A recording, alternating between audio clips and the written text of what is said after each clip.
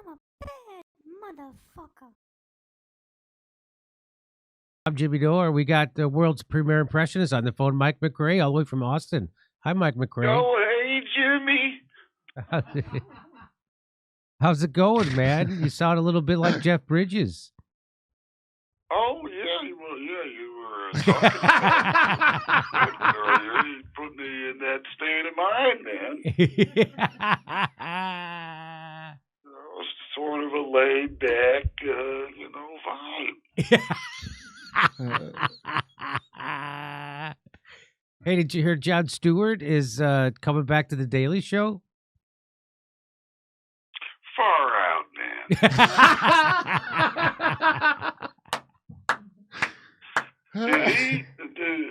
Did he leave? Yeah. There's still a Daily Show? There's still a Daily. He left.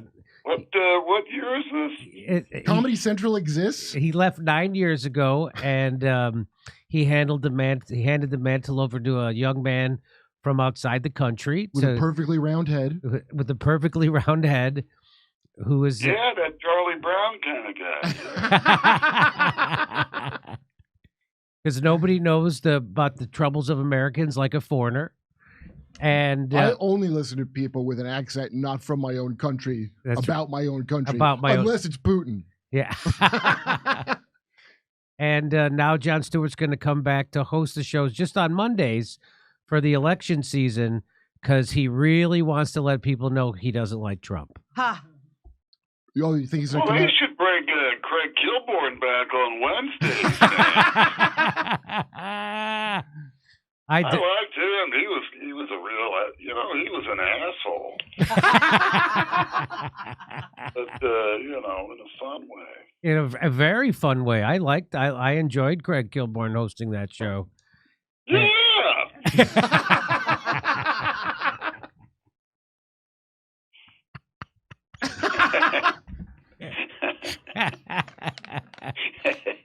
I wonder if it's gonna. I'm doing warm up for my own calls. Yeah, I was gonna say, is this the call? This is great. I wonder if Jon Stewart's gonna call anybody a Nazi or anything because he's famously hung a medal on a Nazi at Disney World, and he hasn't addressed it, even though it's been brought up on the #1 talk show in America and the world, the Joe Rogan Show, at least 3 times. Once when Kurt was on. Do you think he just will stay away from the term altogether? That's what I'm saying. I bet he will. Because he's got to be at least that good. As a comic, he still has comic instincts, right? Yeah, he's got great comedic instincts for sure. I don't think he's going to bring it up. I don't think he'll say Nazi, but he will say vaccine and how much he loves it and thinks that they're the greatest, even though he doesn't know anything about them. Vote for Joe. That's crazier almost at this point. You think he'll call anyone a fucking fascist? Well, I think he will, but I don't think it'll be the people he should call that. Jon Stewart is a shell of his former self, or maybe his former self was never that great. And I was just all. I think maybe I was. Writers. I think I was mesmerized by the great writing and the technique. He had great technique, and they had the researchers. The clips that they would dig up were fantastic and contradictory. But just like Chris Hedges said on my show, that Jon Stewart doesn't really challenge the empire and he doesn't really challenge the establishment.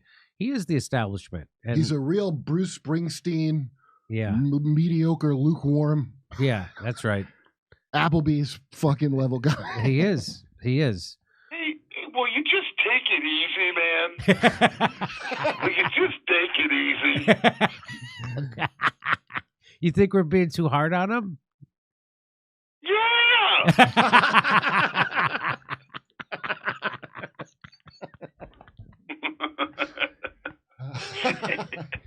Well, you know what? You're probably right. I think you're probably wrong, but I think I should have been. I think I probably should have been way harder on him before, but at least he understands there's good people on both sides now. Isn't that what the good on both sides games he hosted? Is that when he? You're wrong, dude. I agree with you, Jimmy. He's a fucking shell of his former self. I used to be a fan, but not anymore. Who's that? I don't know. Who, Shut up, Walter. You don't even know this fucking call. Dude, why can't I talk to him? Just get the fuck out of here, man.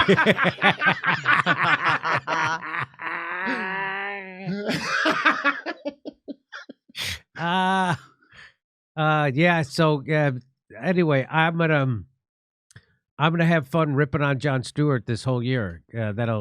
And I guarantee you, only half of it will come from jealousy. Only half of it. And Jon Stewart, he does have great comedic chops. He really does. And when he went on the Stephen Colbert show and said that the virus came from the Wuhan lab, and that got him kicked out of shitlib society for a year. It turned out that was the problem with Jon Stewart. That was the problem. He said one thing good. The bit that he did, he indicted science. He made fun of science, but science is the religion now because people don't have religion anymore. So they've replaced it with climate science as a religion, LGBTQ, 2AISB+. Instead of using an old book to base my life, I like to use future computer models. Yeah. Yes, that's what climate change is. You're into past books. I'm into future digital. Yes. Word of God. Climate change is future digital models. That's what it is. Yeah. And you can't base your life on a model. Those models also don't work. And I only say that because they haven't worked the last 20 years. I based my life on a model before, and it was not a mistake, my friend. Well, ask Johnny Depp because he based his life on a model, and she shit in his bed. That's an actress who's hot. That's a big difference. That was a mistake. Okay. I mean, a model. They never even talk.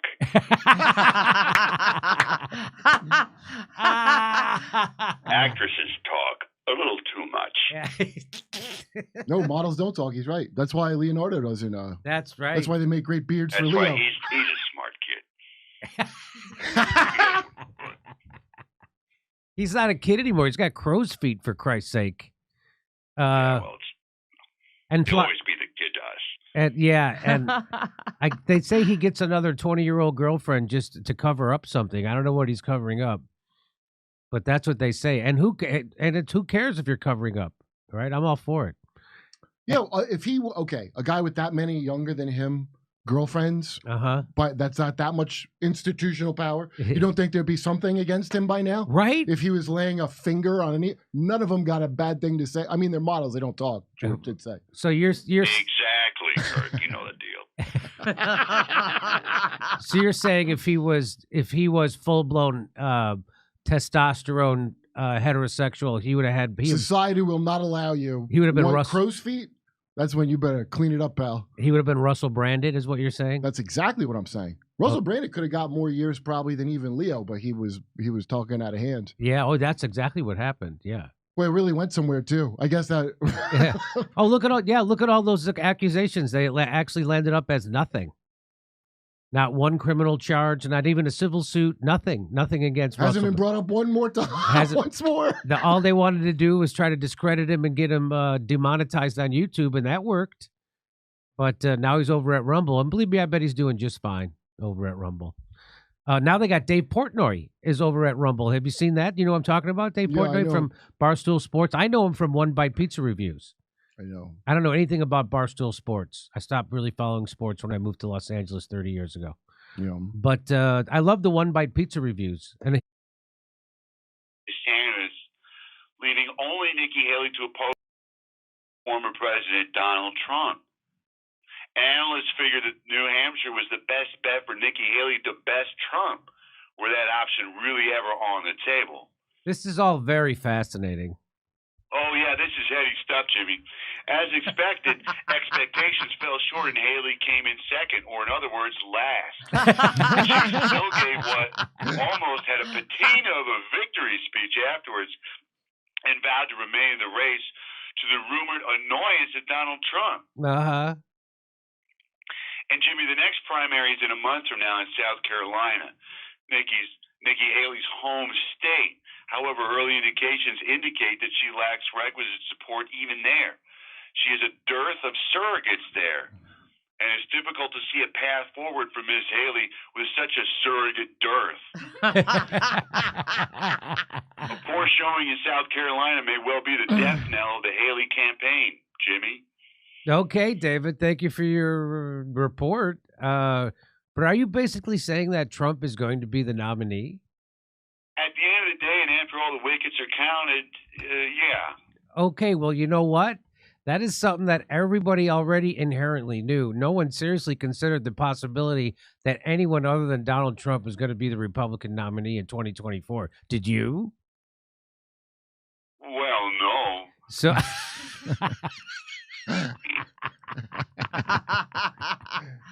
So what's the point of all this jabberjawing then? Jimmy, it's my job. I take the obvious political thing that everyone knows is going to happen already and explain it in a really smart way how and why it will happen, thereby creating the illusion that I'm super smart and can predict the future. How clever of you. Thanks, Jimmy. And in a bigger sense, David, I'm pretty sure everybody knows that Trump's going to win again, and it's just a foregone conclusion at this point, actually. Well, if everyone were so sure of that, what would be the point of having me on your TV show on CNN talking? That's a very good question, actually. Okay, fine. Trump is going to win. I can be adaptable here. Do you want me to trade my razor-sharp political analysis hat for my fucking obvious hat? Yeah, yes. Please put on your fucking obvious hat, David.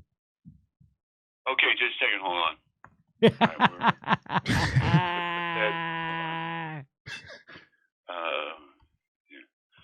Where is it? His podcast is called Rod Save America. Wait, do you actually have physical hats that you take on and off? Well, of course, Jimmy. Not everything is a stupid expression. Jesus Christ. Oh, here it is. Okay. Yeah. Yeah, fucking obviously Trump is going to win. No duh. President Biden is clearly too old and decrepit to be an effective leader, and the widespread denial of this fact borders on mass psychosis. And his base has been chiseled away on two sides.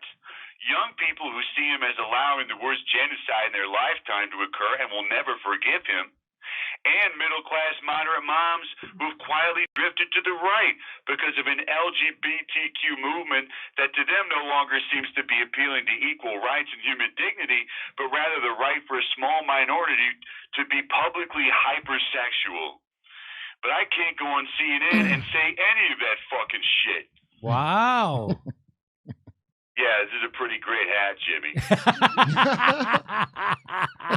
So instead, I have to go on CNN and dance all around that stuff so they can still rack up ratings based on creating a sense of suspense around this campaign season.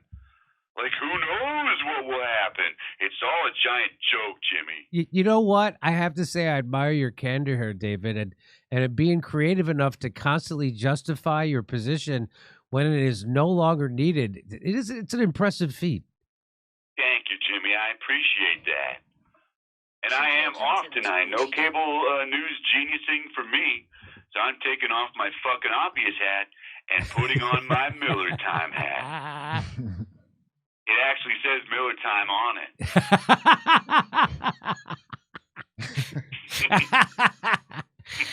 Oh, yeah. You got yourself a sixer of Miller High Life, do you? No, beer gives me heartburn. I may go a little crazy and have a White Claw, though. Oh. Depends on what the wife lets me do.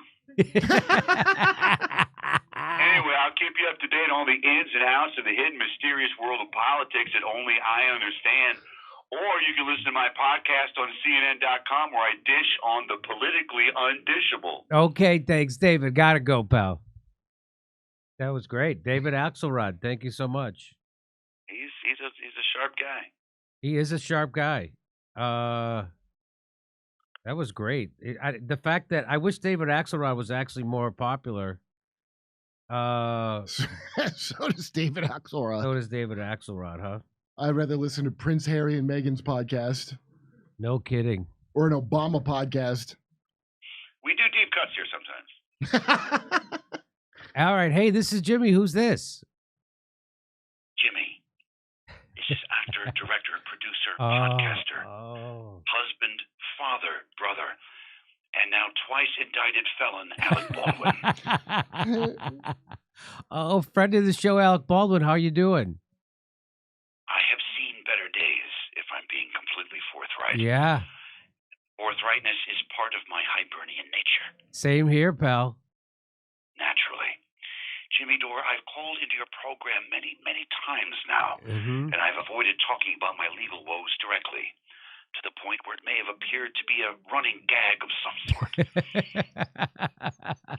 I would talk about literally anything else. Yeah. My cartoonishly large family and my brood of Mexican children who are white.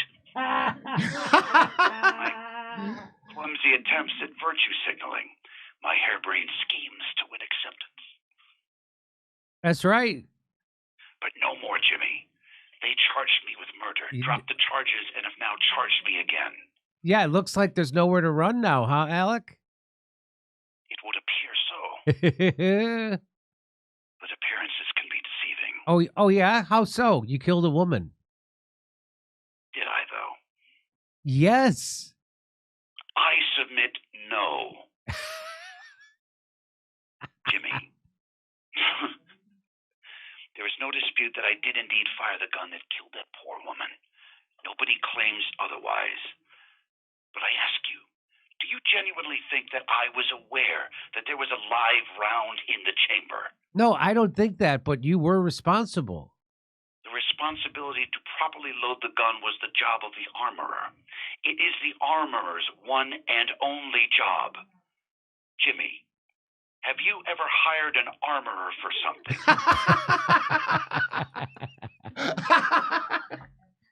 No, I haven't. Exactly. What the hell else do they do? I don't. Other than make sure people don't get killed on movie sets. It is wholly unreasonable to think that I would have any idea that the armor would have loaded the gun with a real bullet. Okay. I mean, I see, but aren't you responsible for the lax measures on safety measures on that set? You're the executive producer, right? Jimmy, have you seen the videos that are in the possession of the prosecution showing me ardently rehearsing scenes on the set of Rust where all safety, including gun safety, is clearly my top priority? No, I haven't seen those. Of course not, because they don't want you to see it, because that would interfere with their efforts to try this case in the court of public opinion. Oh, okay. I see. And are you familiar with an NBC News story about my case dated November 15th of last year? I'm afraid not. Well, allow me to quote a brief section towards the end. Prosecutors haven't said publicly what new evidence they've obtained during their months of investigation, but a source familiar with the case said the special prosecutors have had discussions in which they said they hope the trial will, quote, humble Baldwin, specifically citing his run-ins with paparazzi and public comments that weren't about the case. The source added that the intention is for it to be a, quote, teachable moment for Baldwin. Wait, is that for real? Real as a fucking donut. What? So there we have it, Jimmy. Two women in a position of power who, in order to humble a male public figure for things they read about in People magazine, have decided to use a murder charge as their yardstick with which to swat my Irish Catholic butt. Oh, no. Oh, yes. No. I'm afraid we have to do this, Jimmy. I know it will be painful, but you'll survive. Jimmy, are you on my side now, or the special prosecutors? Please don't do this. Good God, answer me, man. Yours, okay? I'm on your side. Are you happy? Ecstatic. I know this is difficult for people. I am a roundly disliked individual. There is no argument there. Only 3 of my 11 children still speak to me, and all 3 are younger than 4 years of age. So this is no Algonquin roundtable we're talking about. But none of that means I am literally a murderer. A teachable moment, really, I can't believe it. Jimmy, I know you. Perhaps even better than you know yourself. Jesus. And you go where the evidence takes you, no matter where that leads. And you know where this leads. My innocence. Okay, well, maybe, I guess. Okay, I mean, what do you want from me? I want to be a good guy on your show. I'm tired of being the villain. Alec, no. I want to be like Al Pacino or Vince Vaughn calling in. All laughies and love fests. I'm good at that sort of thing, I swear. Unless I get angry and then things get weird. I don't know. I gotta think about it. I could call in with updates from the trial. Who knows what hijinks we could get into. All right, I'll think about it. We gotta go, Alex. Thanks for calling. Thank you, Jimmy. This means the world to me. Yes, I'm coming. I'll be there in a fucking minute. Alec Baldwin, fantastic. Thank you very much. That's the world famous Mike MacRae. Thank you so much. That was great. I appreciate. We got 3 calls today. I feel we got 3. Yeah, you bank some content. That's what it's about. Banking content. That's about banking content, guys. I'm gonna make a T-shirt that says "Banking Content" with Jimmy Dore. Banking content, and just like an arrow that points to your crotch. Bank this. Okay. All right. Well, Mike, thank you very much for starting us off today. We got to move along, but tell people where they can find you. Doing any live shows? I am. You know, we're doing we've done our comedy showcase here in Austin for a year. Come to Thursday, February 1st at 9 p.m. Come to the Dream Horse Comedy Showcase, hosted by me and Paul Odo. That is at the Oddwood Brewing Company on Manor Road. For more information, follow me on Instagram. It's Mike MacRae Online, MacRae, or on Facebook, just Mike MacRae. All the details are there too. Okay, thank you very much, Mike MacRae. Let's go to a break and we'll be right back. Bye.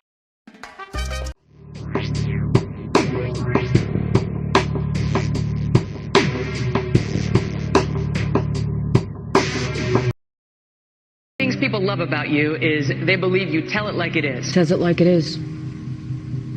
He speaks the truth. It's about time we have a man like Trump in here. They ain't afraid to tell it like it is, man. We like him. He tells it like it is. He says what he means.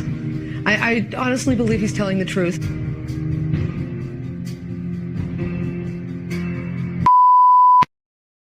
She has no natural talent to be president. She's very talented, and she has a husband that I also like very much. Hillary Clinton was the worst Secretary of State in the history of the United States. Hillary Clinton, how did she do as Secretary of State? Probably above and beyond everybody else. Let's say Hillary is president. Hillary Clinton, I think, is a terrific woman. I think she really works hard, and I think she does a good job, and I like her. I will build the wall, and Mexico is going to pay for it, and they'll be happy to pay for it. I'm not going to pay for that fucking wall. This guy used a filthy, disgusting word on television, and he should be ashamed of himself, and he should apologize, okay? Listen, you motherfuckers. I'm going to bomb the shit out of them. We'll beat the shit out of them. Political bullshit. You're not going to raise that fucking price, you understand? Donald, true or false, you've said the government should pay for everyone's health care? That's false. You've never said that. Everybody's got to be covered. Universal health care. I am going to take care of everybody. Who pays for it? The government's going to pay for it, but we're going to save so much money on the other side. He said I was in favor of Libya. I never discussed that subject. I was in favor of Libya. We would be so much better off if Gaddafi were in charge right now. Gaddafi in Libya is killing thousands of people. We should go in. We should stop this guy, which would be very easy and very quick. Stop him from doing it and save these lives. They're here illegally. You take them, they have to go back. We have to show some compassion. You're right. We just can't throw everybody out. They have So you're going to split up families. Chuck, You're going to deport children. Chuck, no, we're going to keep the families together. We have to keep the families together. But you're going to keep them together out. But they have to go. How do you throw somebody out that's lived in this country for 20 years? North Korea has nukes. Japan has a problem with that. I mean, they have a big problem with it. Maybe they would, in fact, be better off if they defend themselves from North Korea. Maybe we would be better off, including with nukes. Yes, including with nukes. And they said, I want Japan to nuke. I want Japan to get nuclear weapons. Give me a break. But if you say to Japan, yes, it's fine, you get nuclear weapons, South Korea, you as well, and Saudi Arabia says we want them too. Can I be honest with you? It's going to happen anyway. So it's only a question of time. I'm a conservative person. The Republicans are just too crazy right. I mean, just what's going on is just nuts. Bush says, I do not believe he's a true conservative. These people are stupid. Do you identify more as a Democrat or a Republican? In many cases, I probably identify more as a Democrat. The economy does better under the Democrats than the Republicans. I don't know anything about David Duke, okay? I don't know anything about what you're even talking about with white supremacy or white supremacists. What do you see as the biggest problem with the Reform Party right now? Well, you've got David Duke just joined, a bigot, a racist, a problem. I mean, this is not exactly the people you want in your party. Wages too high.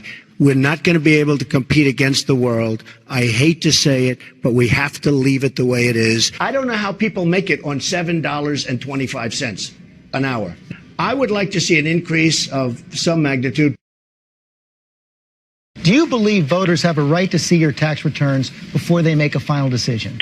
I don't think they do. If I decide to run for office, I'll produce my tax returns, absolutely. There have been many presidents that have not shown their tax returns. Actually, every single nominee since 1976 has released their tax before returns. 1976.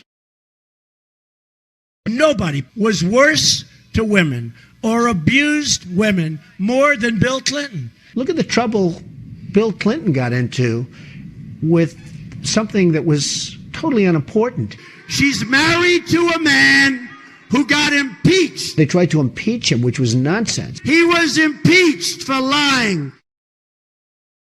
I'm the only one on the stage that said we should not go into Iraq. Are you for invading Iraq? Yeah, I guess so. You know, I wish it was. I wish the first time it was done correctly. Honesty, Carter once said, I'll never lie to you. Would you say that, the American people? I would never lie. When I'm president, I'm a different person. I can do anything. I can be the most politically correct person that you've ever seen. I can be the most politically correct person in the world. And I can be the opposite. The president has to be a great leader, and you have to lead by example. I could stand in the middle of Fifth Avenue and shoot somebody, and I wouldn't lose any voters, okay? Like to punch him in the face. I'd look her right in that fat, ugly face of hers. Blood coming out of her, wherever. He's a war hero because he was captured. I like people that weren't captured, okay? I don't know what I said. This guy will say anything. Certain that Donald Trump has ever read outside of his own is the book of Hitler's speeches he kept next to his bed in the 1990s, according to his ex-wife. His ex-wife, he was very pissed when she released that information, okay? Because at that time he was still liberal. He didn't want people to know it at that time. So somehow she fell down the stairs and cracked her head open, right? All right, so we're going to get into this, and I'm going to show you this, all right? 92-year-old C-SPAN caller said he met Trump's father, a fan of Hitler and dictators. During C-SPAN's Washington Journal call-in segment, Pete, who identified himself as a 92-year-old from West Palm Beach, Florida, said Trump's father, Fred Trump, visited his village and was a fan of Hitler and dictators. Pete implied Trump got his views of dictators from his father. Now, keep in mind that Donald Trump was a libtard his entire life. Children are often heavily influenced by the views of their parents. Trump's father and Trump were sued for racial discrimination in housing, and Fred was once arrested at a Ku Klux Klan rally for failing to disperse. The 1927 article reporting the arrest doesn't make it clear Fred Trump's status or association with the Klan. Don't his actual loyalties to the brewing years of World War II, if they happen to live in the greater New York City region. New York and its suburbs in Long Island and New Jersey had a vibrant community of first and second generation German Americans, the latter having included Fred Trump Sr., a rising star in real estate and retailing. Also active in New York, New Jersey region was the German American Bund, or Amerika Deutscher Bund, an organization that supported Adolf Hitler's Nazi Party and the goals and aspirations of the New Germany. The Bund had been created in May 1933 on the orders of German Deputy Führer Rudolf Hess. The first Bund leader was German immigrant Heinrich Heinz Spacknobel, who initially called his group the Friends of New Germany. In fact, the Bund was nothing more than an overseas extension of the German Nazi Party, and it took its orders directly from Berlin. Outside of the town in Windham, on American soil no less, right? The height of the Bund's activities was a February 20, 1930 rally at New York City's Madison Square Garden. This is the rally that I'm talking about right here, okay? This is the rally that Enlightened Master is telling you that Donald Trump's father was in, okay? Sir Norman Vincent Peale was Donald Trump's 33rd degree Scottish Rite Freemason pastor. This is the seal of the 33rd degree. It's also the family crest of Donald J. Trump. Okay, Albert Pike, who is the most famous Scottish Rite Freemason of all time, was the head of the Knights of the Golden Order, who later changed their name to the Ku Klux Klan. I'm going to provide it. Okay. I'm not going to be nasty to people. I'm just going to provide the information. All right. That's what I'm going to do. The elder Trump was publicly, he was even sued for it, publicly known to be a racist, and he refused to rent his apartments in Queens and Brooklyn to African Americans. Wow, that must be a coincidence. In 1927, there were few organizations for far-right extremists like Fred Trump to join. One was the KKK, which had its roots in the post-Civil War Reconstruction South. Another was Italian lender Benito Mussolini's overseas Fascisti, which was primarily composed of Italian immigrants to the United States. By the early 1930s, far-right wingers in the American North were fast to embrace the Nazis, and Kunz Bund was able to ready to answer the call and begin recruiting in its ranks. Fred Trump's FBI file, which includes the 1927 arrest at the KKK march, appears to be missing his pre-war and immediate post-war year activities. The file does not resume until the 1960s, when the FBI began monitoring the elder Trump's association with mafia syndicates in New York. Brother, remember I told you and I've showed you unequivocally that his brother had everything to do with the murder of and the torture of Nikola Tesla. In New York, old man Trump also suspiciously volunteered after dodging World War II draft to construct Navy barracks and garden apartments in at least 3 highly sensitive Navy ports in Chester, Pennsylvania, and Norfolk and Newport News, Virginia. Yeah, that's right. He was a draft dodger, to all you Trump dodgers out there. All 3 ports saw thousands of Americans and Canadian troops embarked for combat in North Africa and Europe. Some of these ships fell prey to German U-boats, which received intelligence on the Allied ship movements from Nazi agents in the very same port areas where old man Trump so generously bid on construction contracts with the Navy. Right here, with the Navy. Let me repeat his treason again, okay? All 3 ports saw thousands of American and Canadian troops embarked for combat in North Africa and Europe. Some of these troop ships fell prey to German U-boats. In other words, Americans got killed because of Donald Trump's father, which received intelligence on the Allied ship movements from Nazi agents in the very same port areas where old man Trump so generously bid on construction contracts with the Navy. I suppose old man Trump knows just how much racial hate he stirred up in the blood parts of the folks in New York State. He drawed that colored line that we fought in the last war, and we ain't got no home in this world anymore. Beach Haven ain't my home, I just can't pay the rent. My money's down the drain, and my soul is badly